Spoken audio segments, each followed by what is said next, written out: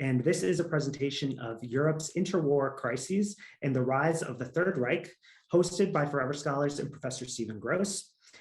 If you have questions during the lecture, please put them in the Q&A box and we will answer them during the discussion portion of this presentation. I just mentioned that because it is easier to manage those questions if they are in the Q&A box and you're more likely to get them answered. Use the chat if you want to engage with your fellow learners tonight. Please feel free to use the chat and keep those introductions coming.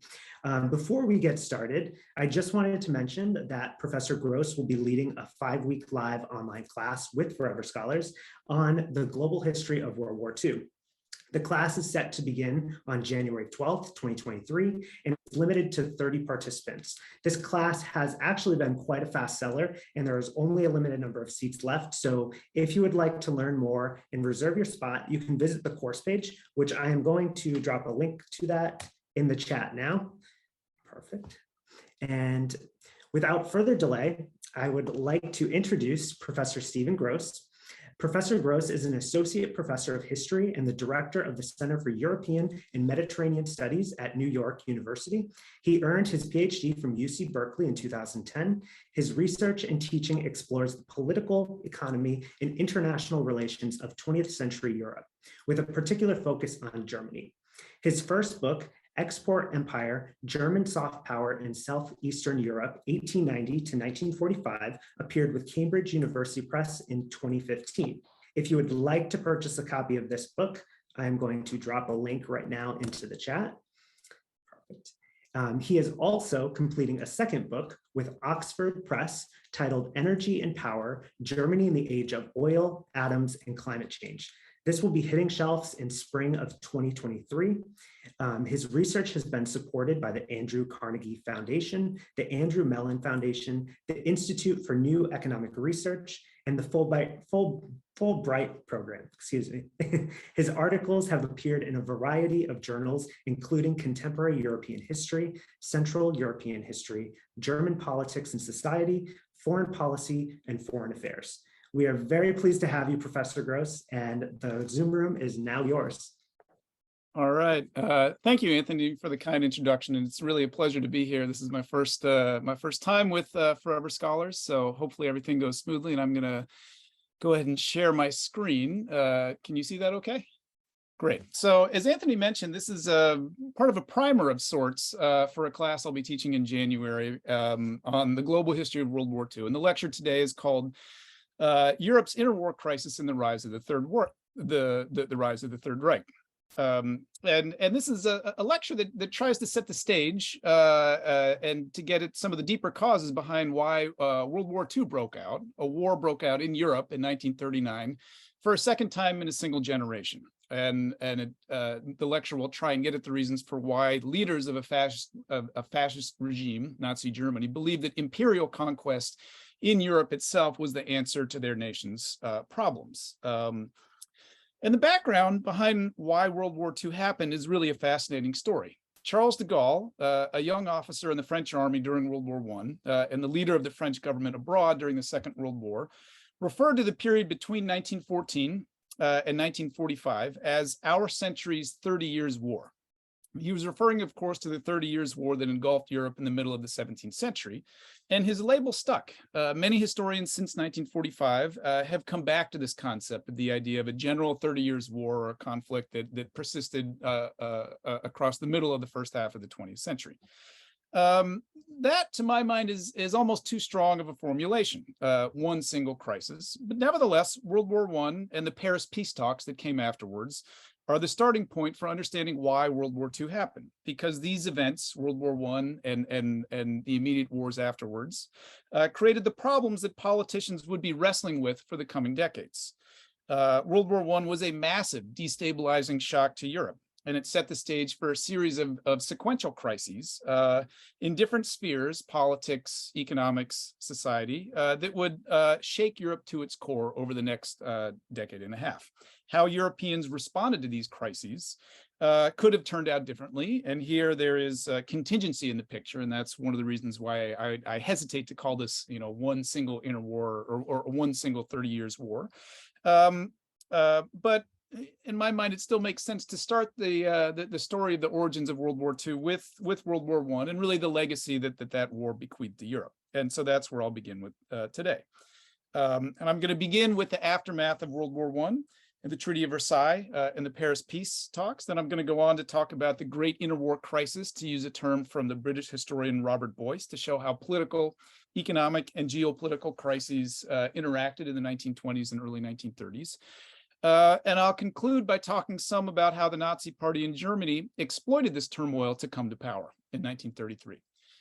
And some of the themes that I'm going to highlight along the way are these here, that this is a world of empires, and that there are three particular crises that I'm going to focus on: a crisis of violence that happened after World War I, a crisis of borders and identities that also happened after World War I, and a crisis of economics, and specifically economic liberalism. So to begin, World War I came to an end officially on November 11th, 1918. It had begun 4.5 years earlier, after the Archduke Franz Ferdinand, heir to the throne of the Habsburg monarchy, the Habsburg Empire, was assassinated by members of the Black Hand terrorist organization when he visited Sarajevo. The assassination famously sparked a chain of events that led to war between Germany, the Habsburg Empire, on the one hand, against France, Britain, and Russia on the other hand, with the Ottoman Empire and Italy entering shortly after hostilities had begun. And there's really an unending supply of books that one can read about the origins of World War I, which is fascinating in its own right.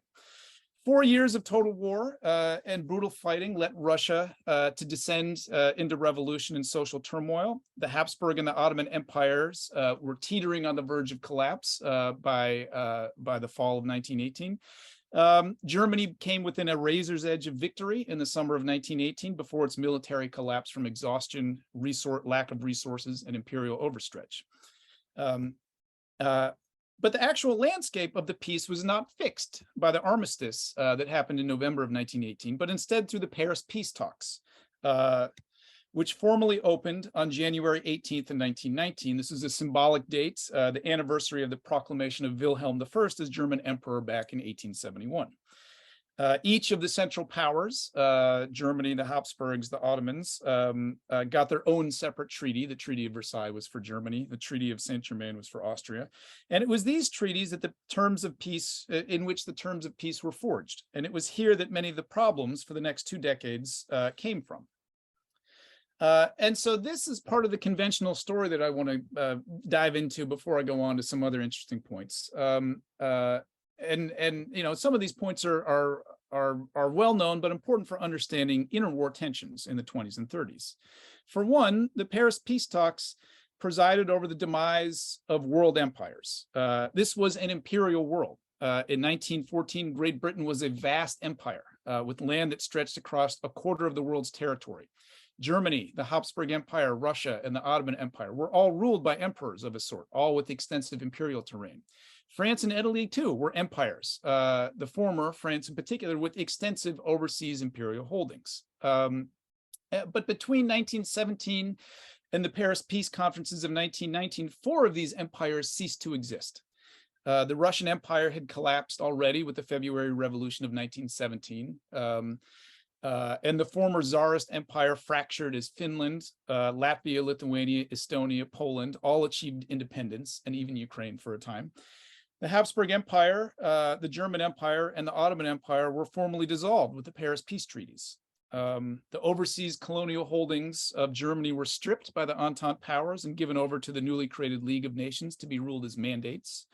The Ottoman Empire was likewise stripped of its Middle Eastern territories, which were given over to the League of Nations as well to be ruled as the mandates. I'm happy to talk about mandates in the Q&A, but these were envisioned to be a temporary form of oversight by the international community. But in practice, there was little to distinguish them from colonies. So following the Paris peace talks, Britain and France in many ways reached their zenith as empires. Britain reached its largest territorial extent as an empire in the years between the 2 world wars, one that spanned the globe, pictured here with the mandates included as part of the British Empire.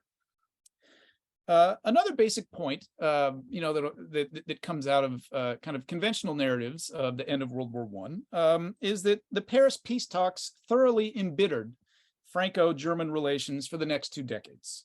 The Treaty of Versailles was a harsh one, not as harsh as it could have been, and in some ways the harshness has been historically exaggerated. Nevertheless, it was a very difficult piece for the Germans to swallow.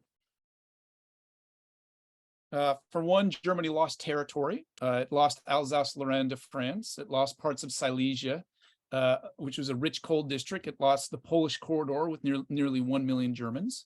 Just as important, the Rhineland, one of the economic hearts of Germany, was occupied by France by the treaty for the next 15 years. The German military was capped at 100,000 men, nothing but a small task force. The military in Germany had huge prestige throughout society, and so this was a humiliating blow.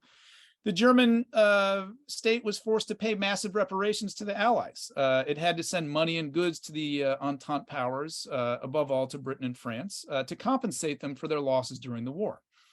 Lastly, Germany was, of course, symbolically blamed for the war itself with the infamous war guilt clause, Article 231 of the Treaty of Versailles, which forced Germans to accept the blame for the war. And even beyond that, many of the Allies actually wanted to put the Kaiser, the former German emperor, on trial, which would have been unprecedented in recent European history. So each of these kind of aspects of the Treaty of Versailles, taken individually, may have been tolerable, but taken together, the German people felt betrayed and oppressed. And so this left many in Germany, particularly those on the right of the political spectrum, but really this sentiment encompassed much of the political center as well, felt embittered.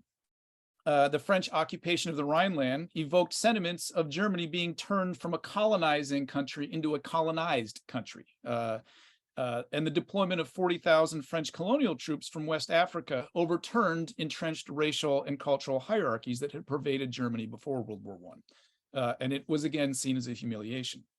What is more, many German politicians and the public believed to a certain extent that they had been promised a more lenient peace by the American President Woodrow Wilson.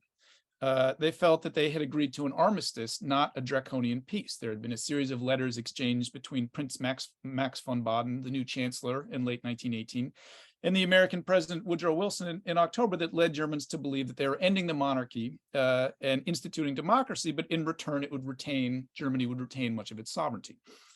And this was not what they got. So for many, the Treaty of Versailles seemed like the destruction or the quasi-destruction of German sovereignty. Germany retained the trappings of sovereignty, but in many ways not its substance.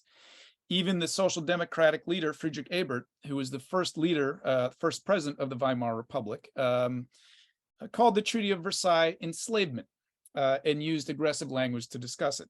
And the social democratic-led coalition, who were advocates of democracy, when they were presented with the Treaty of Versailles in June, they collapsed instead of signing, and only after a new cabinet was formed did Germany sign formally the treaty on June 28th.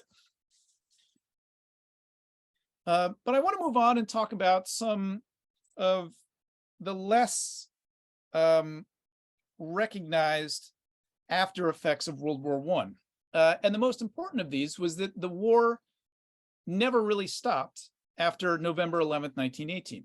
That was the formal official end to the war between Germany, France, Britain, and America. But a host of intense conflicts, civil wars, revolutions, ethnic cleansings persisted across Europe, particularly in Eastern Europe, that profoundly shaped European attitudes towards violence and towards the international order that was emerging in the wake of the First World War. Robert Gerwarth has written about this, and he points out Europe between the end of World War I and the Treaty of Lausanne in 1923 was the most violent place on the planet Earth. And I would call this a crisis of violence, and in many ways as revolutionary as the war itself. And it did much to make political violence seem normal to many Europeans, including Germans. Over 4 million Europeans died in these 5 years after the war. Russia, just to go through some examples of these, Russia descended into a brutal civil war that lasted several years. Across Eastern Europe, fighting continued as Poland fought Russia and Ukraine for its existence as a nation. Romania invaded Hungary to take over parts of Transylvania. In Italy, black shirt squadristi fought socialists in pitched battles in the streets. Pictured here is Smyrna in Turkey. Turkey had emerged as the core nation state from the Ottoman Empire, and it fought a brutal war against Greece, which had sought to carve out a new empire in the Christian-populated territories of Asia Minor after 1919. And this led to brutal ethnic cleansing on a massive scale. Christians in Turkey were driven out to Greece. Muslims in Greece were driven out to Turkey. 500,000 people were killed.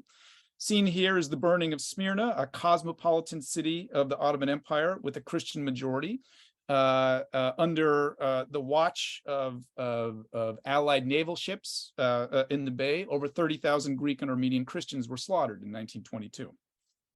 In Germany itself, the continuation of the economic blockade by Great Britain after the war, the restriction of food imports arguably led, or by estimates, up to the deaths of up to 100,000 Germans. In January of 1919, Karl Liebknecht, the communist leader, staged a revolution in Berlin, a Spartacist uprising that led to the deaths of hundreds. Freikorps were paramilitary bands that formed in 1918 and 1919 as the German army dissolved. Many of these were officers, former officers, but many other new people joined the Freikorps as well. And they wanted to continue the war, above all in the East, in the Baltics. In Germany itself, a wave of violent assassinations happened. Rosa Luxemburg, Karl Liebknecht. Kurt Eisner was assassinated in 1919, the socialist journalist who proclaimed a Bavarian republic, socialist state at the end of the war. And an apogee came here with a putsch attempt by Wolfgang Kapp. Kapp had launched the Fatherland Party in Germany in September of 1917 during the war. He wanted a new mass nationalism, and he had vast annexationist war aims. Arguably, this was the birth of German fascism, even before the Nazi Party formed. In 1920, Wolfgang Kapp launched a coup attempt in Germany, in Berlin itself. The Freikorps joined. They marched to Berlin with the support of the military, bearing swastikas. The government had to flee to Dresden, and the coup was only put down by a nationwide general strike called by the Social Democrats. The larger point is that while World War I certainly did much, to inoculate Europeans to violence, to brutalize them. There's an entire kind of thesis about this, the brutalization of World War I, which left a lasting legacy in Europe. In many ways, the continuing violence after 1918 perhaps did more to break certain boundaries in Europe that had hitherto kept violence at bay. You see an extreme logic in these civil wars and these ethnic cleansings that you didn't in World War I. Where extreme ideologies were involved that painted groups and people in binaries, us versus them. You have ideological struggles erupting across Central and Eastern Europe, communists versus liberals, German nationals versus non-Germans, Greeks versus Turks. This kind of binary form of thinking emerged. And new lines were crossed. In the Treaty of Lausanne in 1923, the international community gave formal sanction to ethnic cleansing and population transfer in the name of building a nation state. Lausanne marked in many ways the end of the Paris peace talks. It finally settled the conflict between Germany and Greece, but at the expense of deporting 1.2 million Greeks out of Turkey and 500,000 Turks being deported out of Greece. So this was internationally sanctioned population transfer. So this was a crisis of violence that took place after World War II, or I'm sorry, after World War I. And it coincided with another type of crisis, what I would call a crisis of borders and identity. The continent of Europe had not seen such a dramatic reshuffling of international borders for over a century, since the Napoleonic Wars. And much of these borders, or these new borders, were based on the ideas suggested by Woodrow Wilson during the war through his slogan of national self-determination. Ironically, this idea was first crafted not by Woodrow Wilson, but by Vladimir Lenin in a series of debates on the eve of the First World War within the Marxist scholarly community on how national identity could fit into a communist worldview. Lenin's discussion of the term elevated the idea of national self-determination, and in some ways, Woodrow Wilson was responding to the worry that the communist left would gain the sympathy of nationally subjugated peoples. And so Woodrow crafted his own vision of national self-determination. In his speech before Congress in early 1918, which laid out 14 points for the settlement of peace, some of the last points were about precisely this, the idea of autonomous development of nationalities, which later became the idea of national self-determination. Wilson had believed that the war was caused by two things, World War I. First, it had been caused by the tendency of powerful groups to oppress ethnic nationalities within their own borders. This was his understanding of why the Black Hand had assassinated the Archduke. Second, he believed that autocracy allowed elites to make decisions without regard for the general public, including decisions about war. So his solution was more democracy and also the right of national and ethnic groups to determine themselves what form of state they would be ruled by. And he wanted to create an international organization, the League of Nations, that would protect the rights of the weak against the strong. So his was a vision of a democratic Europe, each having their own responsible government, and these nations cooperating together through the League of Nations. Now, there are several points about this. For one, Wilson never intended national self-determination to extend beyond Europe, and I'm happy to talk about that in the Q&A.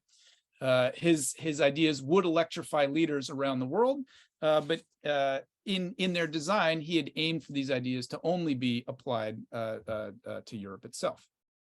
The second point is that applying the idea of national self-determination in Europe was not only difficult, but it was in fact impossible, given the incredible mixing of peoples and groups and languages in this region. And here's a picture of the ethno-linguistic quilt of the former Habsburg monarchy, just to kind of give a visual idea of how complex the ethno-linguistic map of Central Europe was, but even this doesn't do justice to it.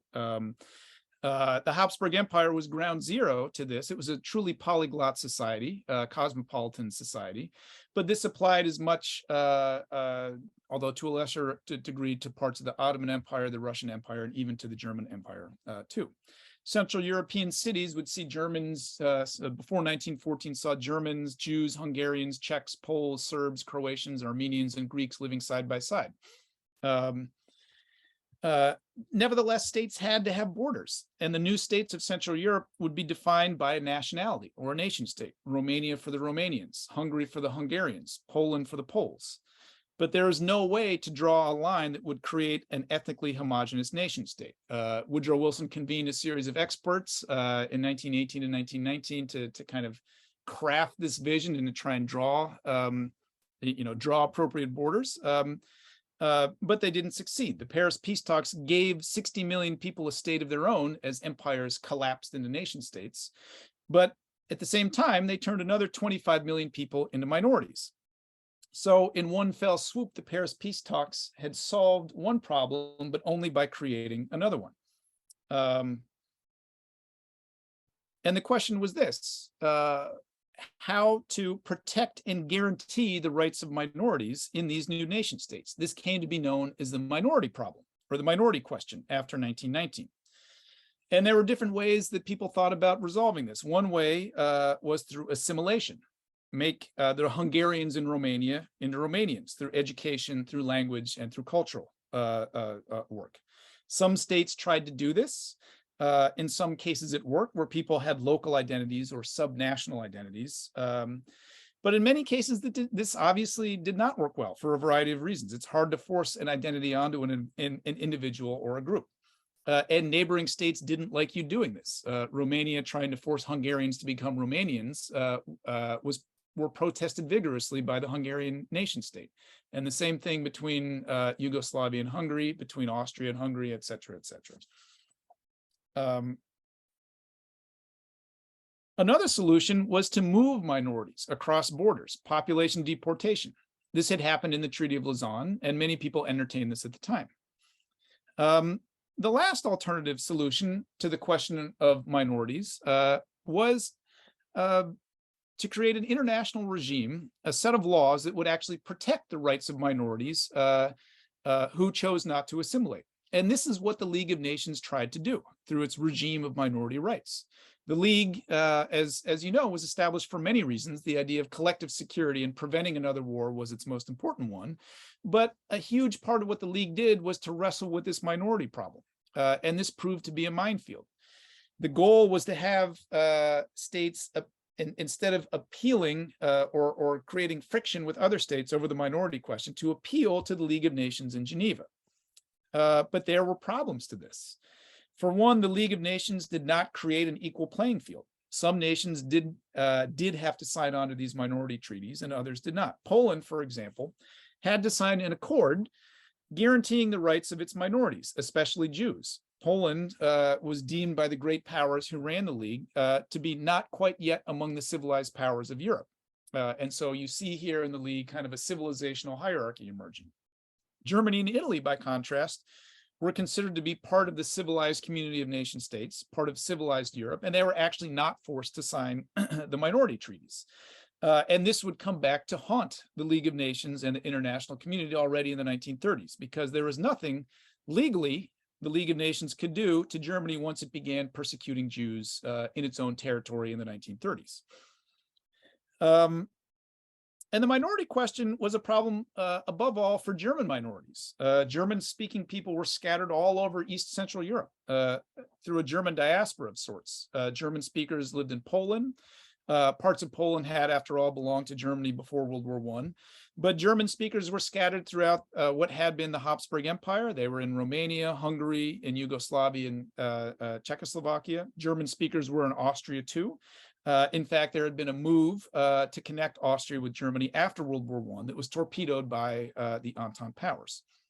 So this minority question in East Central Europe is a big part of the story of World War II, because Hitler in the 1930s would use the presence of German minorities, German-speaking minorities, to make claims for territorial expansion. And he would use Wilson's very own language of national self-determination to justify his first set of territorial claims.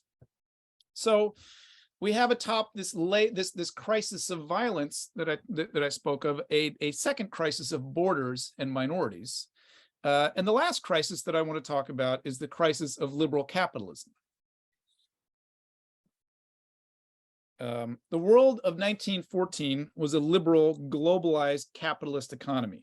It was deeply interconnected and supported ideologically by the idea that free, unfettered markets with very little state control would lead to prosperity, that free trade, free prices would lead nations to become more prosperous. The ideas for this came from the classic liberals, most of whom were based in Britain, but some of whom were also based in France and Germany, people like Adam Smith, John Stuart Mill.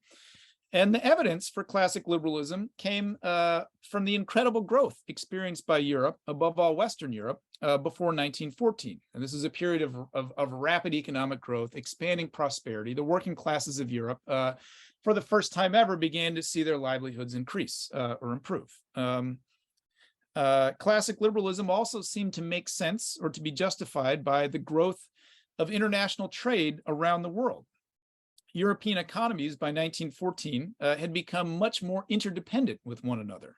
A second industrial revolution of steel, engineering, electricity, and chemicals meant that the industries of Europe came to depend on raw materials from all over the world, from all over the colonial empires for their livelihood. And so free trade seemed to be necessary. Trade seemed to be necessary for the functioning of economies, above all industrial economies back in Europe itself. An example of this, and there are many, and I'm happy to talk more about this in the Q&A, is the electricity industry, which boomed after the 1890s and the early 1900s, and it required copper. Copper became an essential input for industrial production. Copper production grew 24-fold between 1875 and 1930, but Europe had very little copper of its own. America did in the Midwest and other mountainous regions. Europe did not. Europe had to turn to overseas copper supplies, Chilean mines, mines in the Belgian Congo and Rhodesia, for example.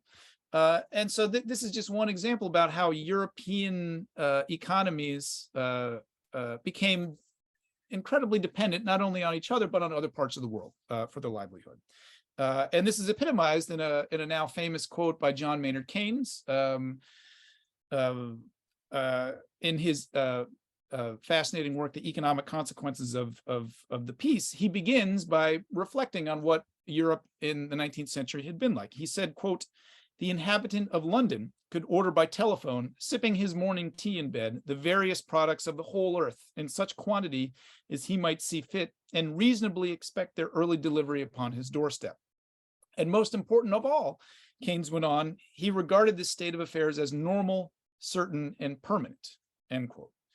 Now, this entire system of global free trade was regulated by the gold standard, which was associated with economic liberalism. And the gold standard was a way to kind of regulate trade and finance without the state having to intervene in a major way. I'm not going to go into the details, but I'm happy to talk about how that worked in the Q&A. But it seemed like through the gold standard, the market would correct for itself. And there was very little that the state had to do. In fact, in general, states had very little role in economies, especially in Britain, which had been the locus or the center of economic liberalism. Now, World War I shook this liberal economic system to its core. For one, the state assumed a huge role in the economic life of the belligerent powers. States bought military hardware, states organized industries, states controlled prices and wages to a degree that they had not seen ever before. A new idea emerged of an organized economy where the state was actually organizing market life. This came about because of World War I. And the war illustrated an economy could be organized around something other than markets. Second, World War I illustrated the problems of relying too heavily on global supply chains. Germany, in particular, suffered from a blockade, fighting against Britain, which was the naval superpower of the late 19th century and the early 20th century. Its entire economy was blockaded. Germany, as a result, could not get the manganese it needed to refine steel, which had traditionally come from South America. It could not get the nitrates it needed to produce fertilizer or to produce gunpowder, which likewise came from South America. And the response of the German economy was to try and synthesize these things using science and chemistry. And the blockade and the experience of World War I in Central Europe in particular led many people, including Adolf Hitler, to question whether Germany could and should rely on global markets for trade and for prosperity. The war also ended the gold standard, which had anchored currencies and prevented states from printing money.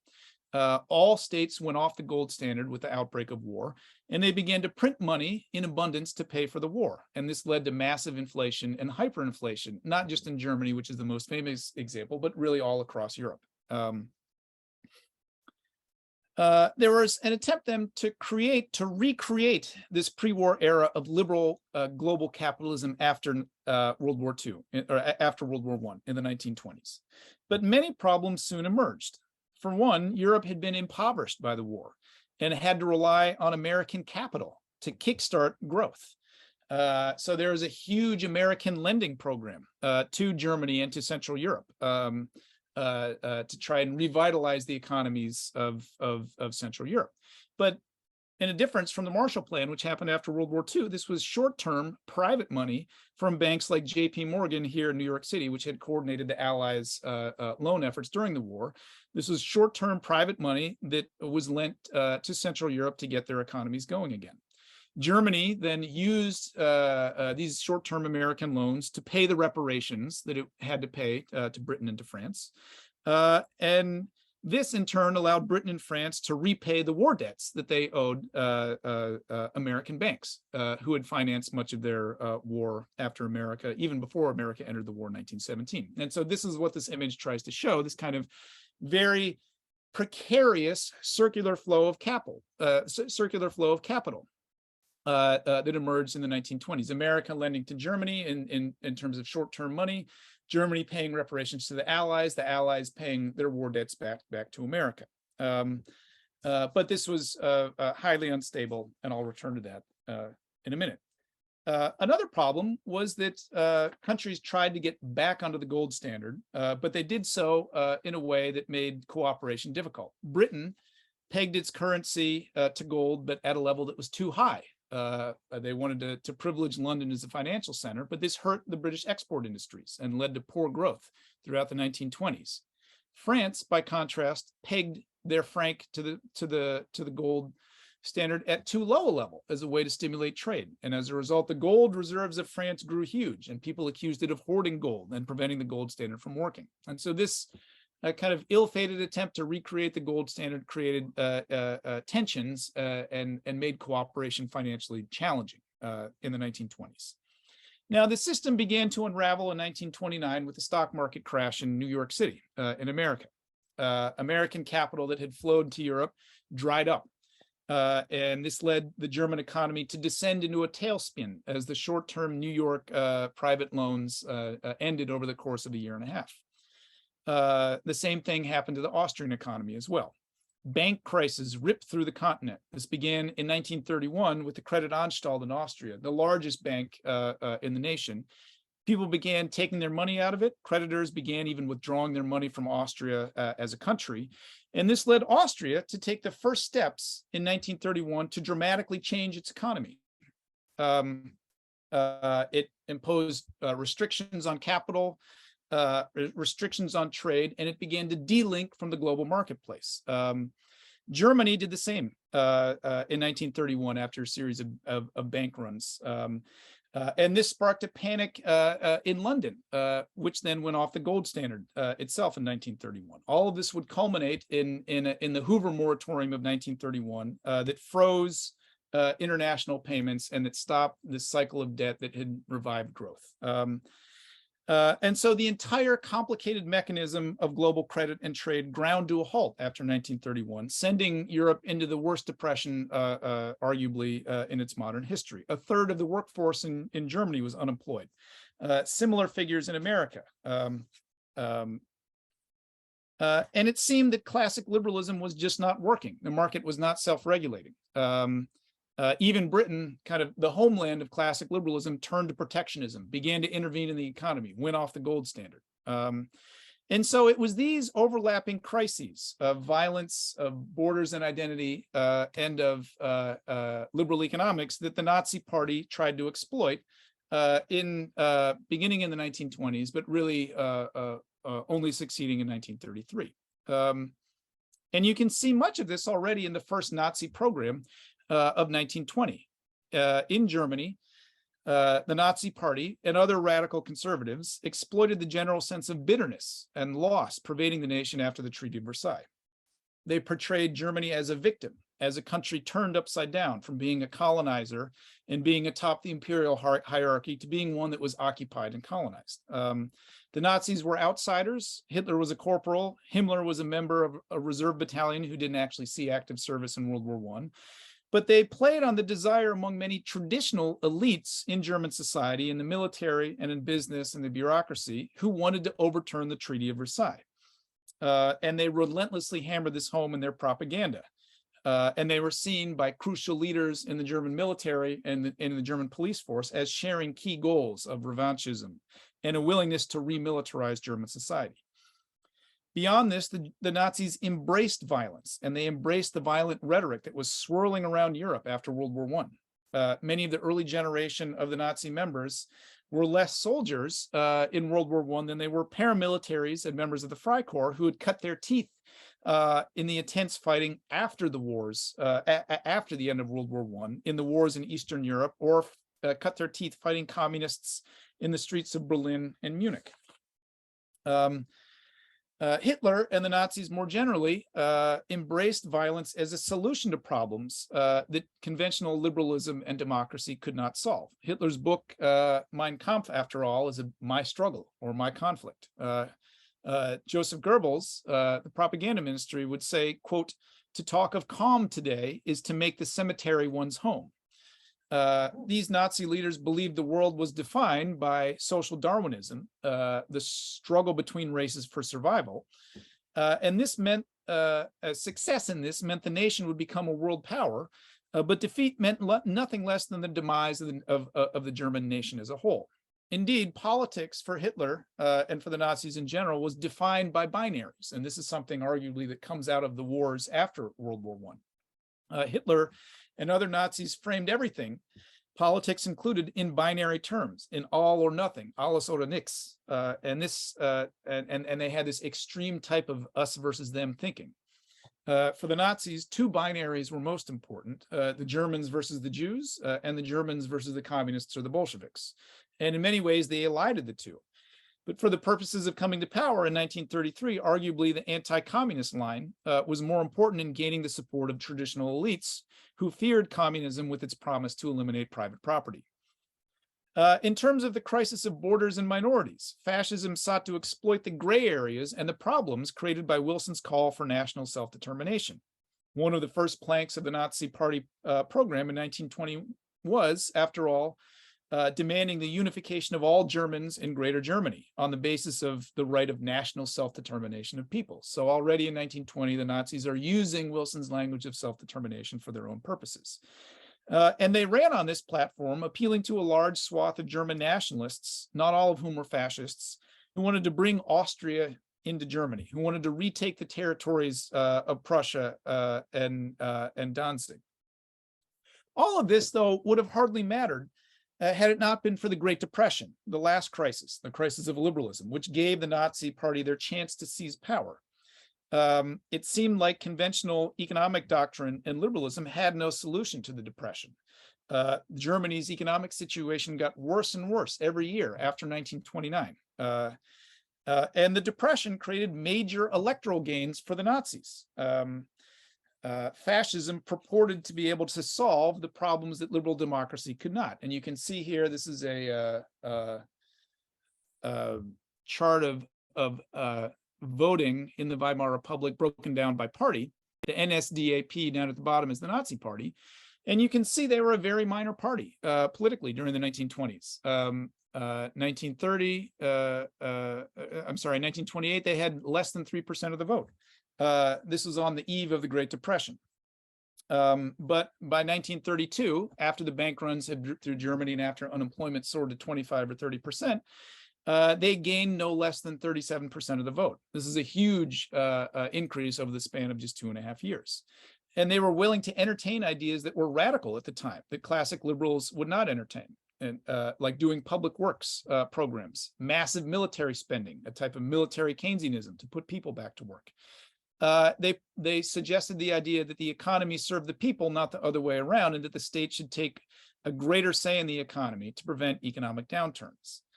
The Nazis were also able to exploit the belief that American short-term capital was to blame for the Depression by ramping up anti-Semitism. They associated Jews with financial capital gone awry.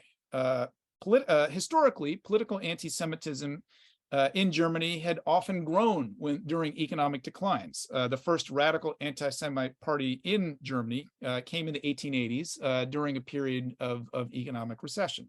The Nazis drew on this existing playbook and attacked what they called mobile or unproductive capital, which they linked to financial capitalism and to Jews. And they believed that Jews were behind the American capital lending that had propped up Germany, but then had been withdrawn and put Germany into depression. And so you can see in this image here kind of the nonsensical flexibility of Nazi propaganda that argued this Jewish cabal was behind both the capitalist powers of American Britain and the communist Bolshevik power of the Soviet Union.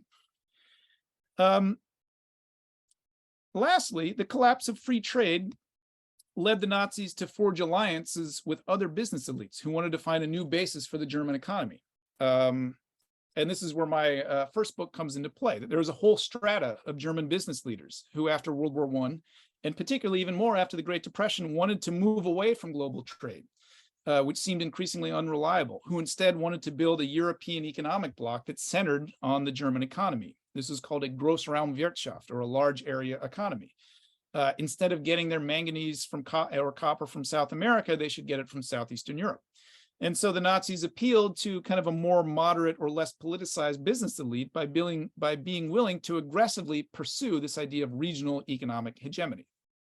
So to conclude, these various crises fused together after World War I: a crisis of violence, a crisis of borders and identity, a crisis of economic liberalism, to give the Nazis a chance to seize power. the Nazis did not do so on their own. They were very much helped in Germany by traditional elites who believed liberalism had no answers and who wanted to overturn the bitter legacy of Versailles. And the Nazis ultimately promised to solve this polycrisis that was building up by creating and forging an insulated, autarkic empire in Europe itself. Only such an empire in this world of empires would permit Germany to thrive in an era defined by empire and defined by the fragmentation of the global economy. And ultimately, it was this quest for an imperial power or an imperial regime in Europe that would bring about the Second World War and ultimately the Holocaust. And that is what I would continue to lecture on and discuss in the course in January. All right, so let me stop there, Anthony, and I'll let you take over. Perfect. Here we go. All right. Thank you so much. That was fascinating. A lot of information, really, really interesting. We have a few questions, but before I get into the questions, I just want to quickly, again, shout out your book. I'm going to drop a link to your book in the chat. And again, you have another one coming out in spring of 2023, which we will post on our website. So if anyone is interested, keep a lookout there. If you have questions, please put them in the Q&A. We're going to start the Q&A session now. And also let me just shout out your class too.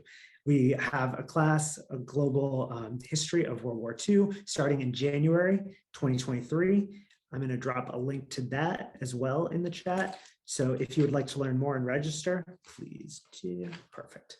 All right, so one question that came in, this was an earlier question, and it dealt with the Treaty of Versailles. So Steve has this question about the Treaty of Versailles, and to kind of give some background on the question, it's basically some of the terms of the treaty were not kind to the defeated. And correct me if I'm wrong, I believe it was like the war guilt clause, which pretty much directly blamed Germany. Steve wants to know if the terms for the defeated parties were not so tough, would it have even made a difference?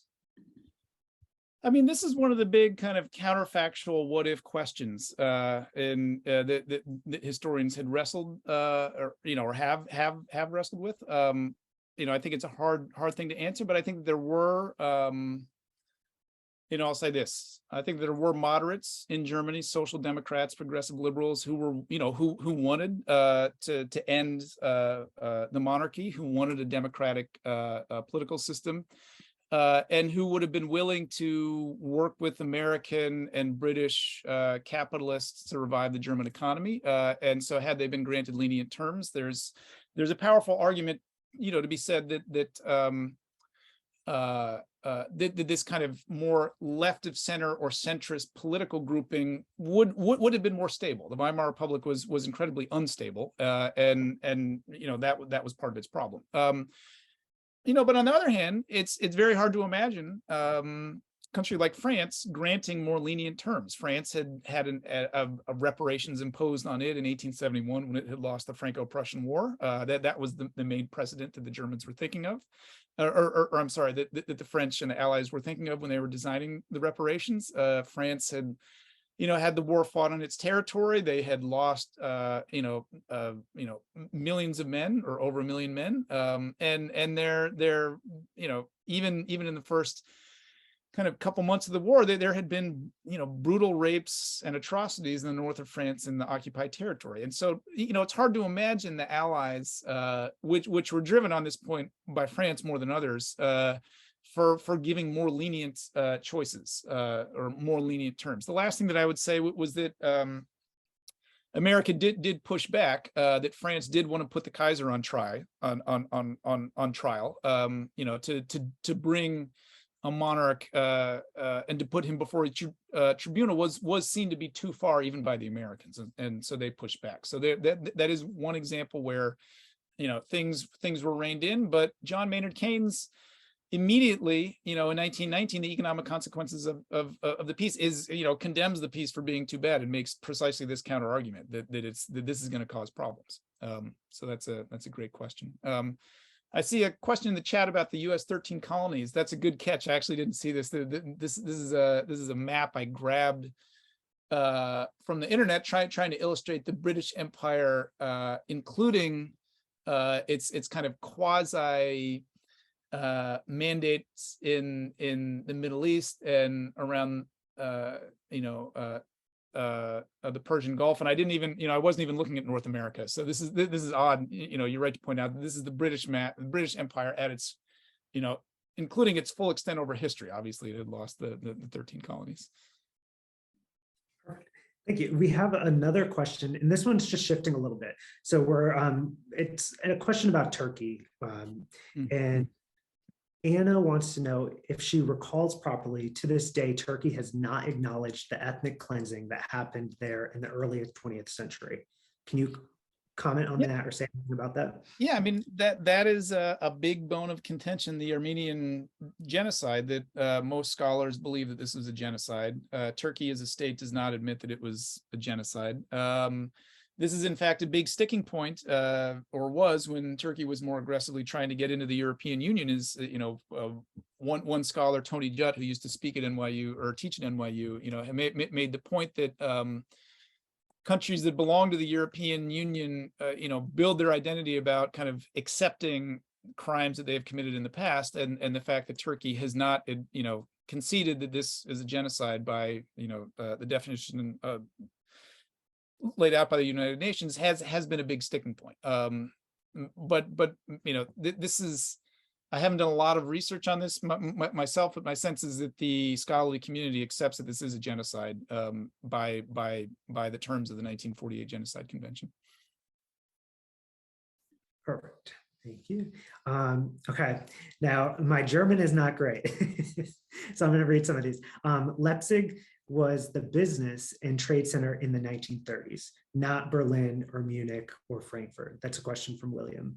Yes. So this is diving into my own, personal research, where I was in the archives. That it was one among many business centers. Berlin was by far the larger city, and still is today. But Leipzig had a particular kind of focus on its trade historically, because it had been on kind of a crossroads, a particular focus on trade with Eastern and above all Southeastern Europe. And they had built up a lot of knowledge and business and academic and expert connections with the states of Eastern and Southeastern Europe. And so Leipzig, there's that slide I showed at the end, which is a picture of representatives of the Leipzig Trade Fair, which were trying to build this dense network of trade representatives in Southeastern and Eastern Europe in the name of building a Grossraum Wirtschaft. So it's not a, it's not as large as Berlin, but it's I think the second or the third largest city, at the time. After 1945, Western European cities grew faster, but it was a major commercial center. Perfect. Thank you. And then along the lines, pretty much like along the same lines of kind of an economic question, was this question about Germany and their high unemployment rate. I believe they had higher unemployment than most nations. I believe it was pretty similar to Great Britain at the time during the Great Depression. Was it consequences from World War I, or was it something else? Was it something to do with their industry or their economy? Yeah, well, I mean, so there's the Germans had a higher unemployment rate than Britain, substantially higher than France. I think a little bit higher than America. It's hard to measure these things. These are not exact, measurements, and they often undercount. There are lots more unemployed people than are actually counted. But one of the arguments is that the German economy was much more trade-based. I didn't say this in the lecture, but much more trade-based, export-based than the French economy. And the British economy was trade-based, but it had its empire. Germany had no empire. And so when global trade, I have another slide that I show in in my lecture on this in, NYU, that global trade just collapses immensely. Over the course of 3 years, it collapses to about 10 to 15% of what it had been in 1928, and the German economy, which is heavily reliant on trade, is more severely impacted than other economies. Also, as I mentioned, they're more dependent on American short-term capital for even simple things as business loans, and so once that money dries up, their banking system was very fragile because of the hyperinflation. So they had a less stable financial system to begin with than a place like Britain, which didn't see hyperinflation. Great, thank you.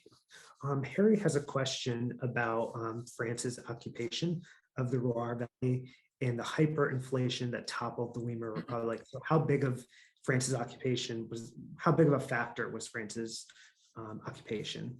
Yeah, it was an important factor, one among many factors, but one of the most important factors. So France, the story is that the Allies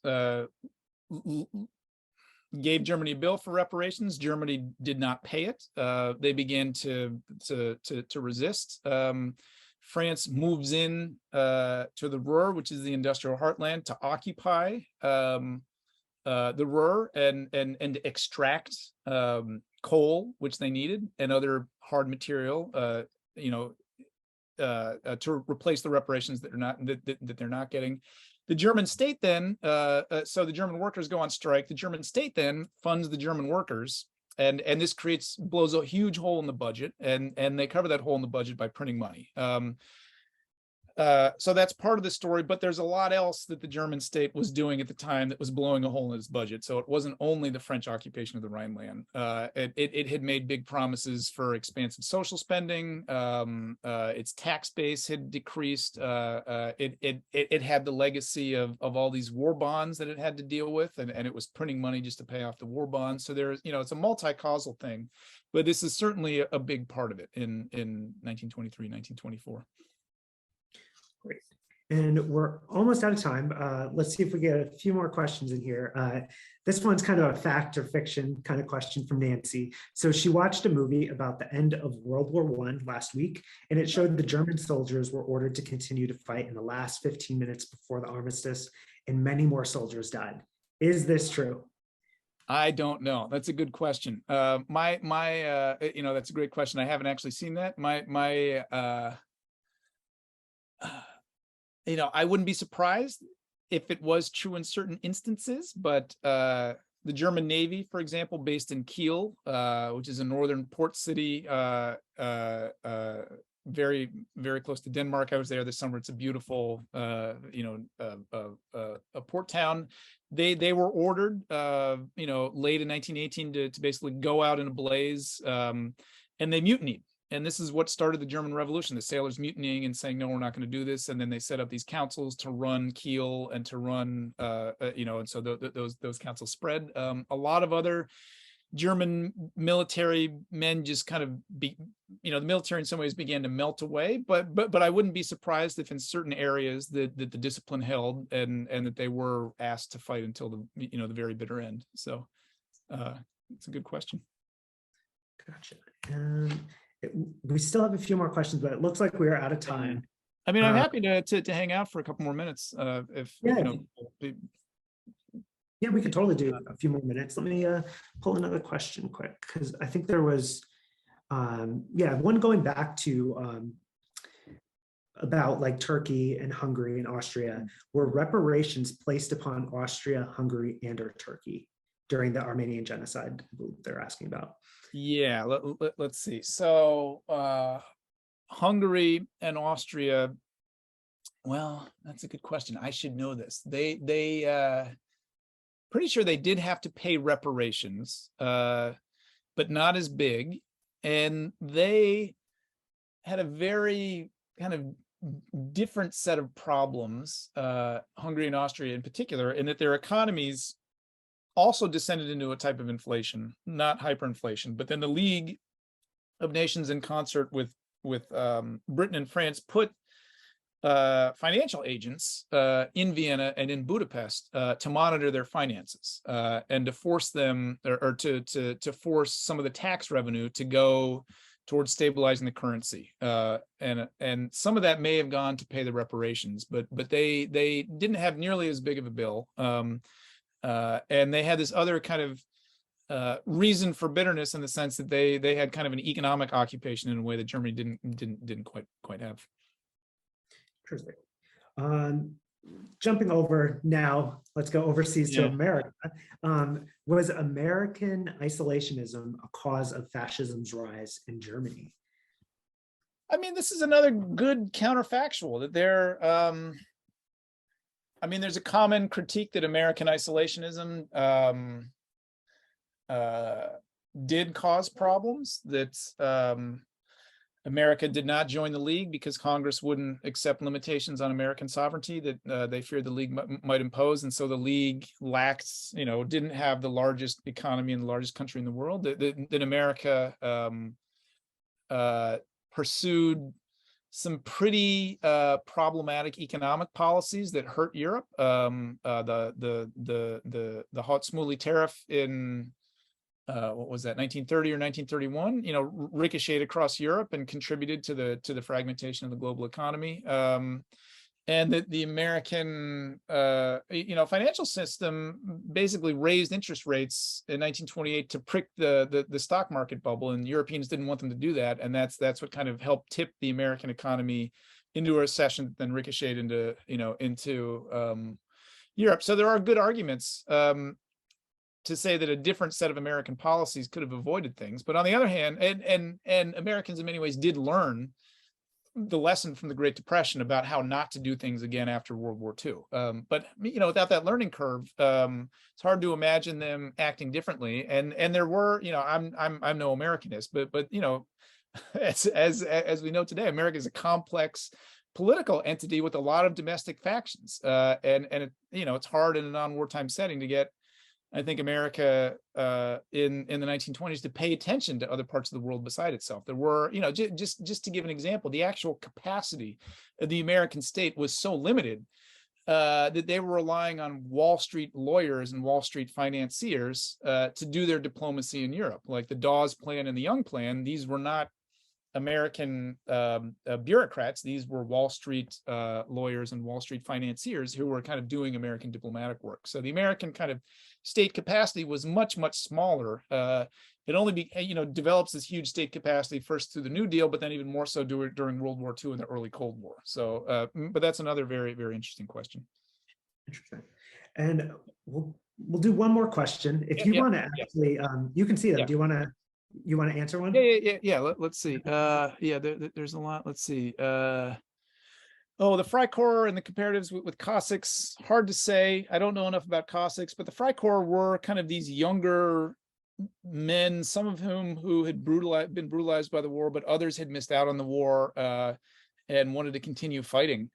Basically, kind of reveled in violence, this type of Ernst Jünger type thing. My imagery of the Cossacks is kind of a much longer, deep-rooted tradition that dates back centuries. But the Freikorps is a very particular moment, in the 1920s. German commanders were ruthless and were unconcerned with the fragility of life of their own soldiers. I mean, I don't know if I totally agree with that. In World War II, yes, much more so. In World War I, I don't know if they're any more ruthless than other officers. I mean, Britain is, sending men over the top in Passchendaele and the Somme, and these other battles seems to be as guilty of that as any country. Talked about Ken Follett. Oh yeah, so I haven't read the Ken Follett. And anti-Semitism in Germany's DNA. Good question. I mean, it's in Europe's DNA.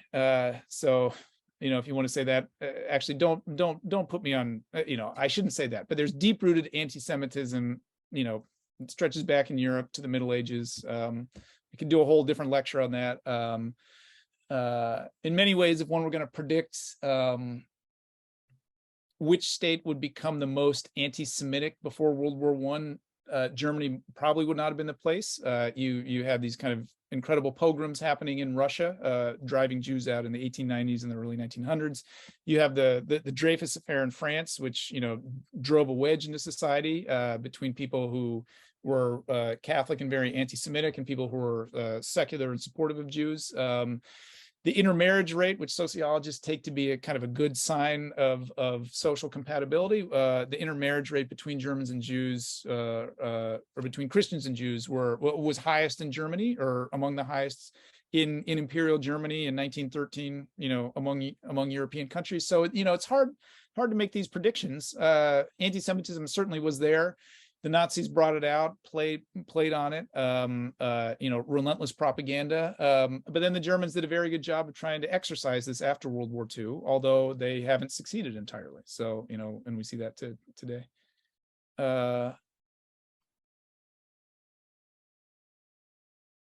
Yeah. Okay. So Wilson, there's so much written about Wilson, and about his, how his domestic policies played into his foreign policies. I mean, yeah.